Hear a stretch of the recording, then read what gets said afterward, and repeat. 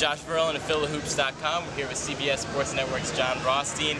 After the Drexel Dragons beat the George Mason Patriots 60-53. John, we saw a really big game tonight from Damian Lee. Talk about his performance. When I saw Damian Lee the first time on the mid-major level, I thought a mid-major version of Danny Green, and you really saw that down the stretch. You know, looking at Drexel the last couple of years, you knew they needed to find people that could make shots late in the shot clock. We saw that tonight from Damian Lee.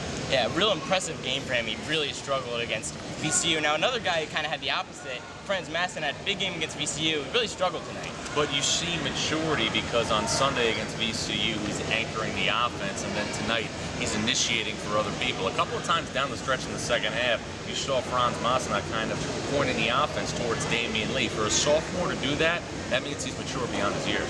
And Coach Bruiser Flint for Drexel had definitely talked about, Massonette's on-the-court leadership and putting guys in the right spot. Now, George Mason, big game tonight from Eric Copes inside.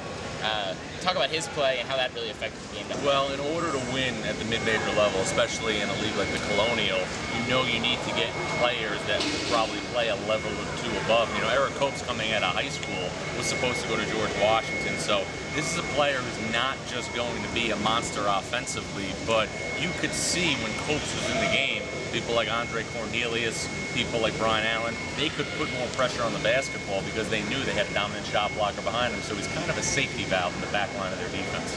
Win moves Drexel to 3-2, drops George Mason to 4-1. Obviously, still a long conference schedule. Where do you think Drexel is at this point, in terms of the CAA? Well, holding serve at home is the most important thing, and they've done that against probably two of the four better teams in the league in VCU and George Mason. So everybody anticipated this would be a strong season for Drexel.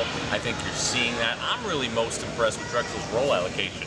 I mean, Darte Ruffin tonight doesn't score, but he has 8 rebounds. We talked about Franz Massonet's evolution in a game where he wasn't really shooting the basketball particularly well, but he ends up getting other people involved in the offense. So I like where Drexel's at, and even in the loss, I also really like where George Mason's at.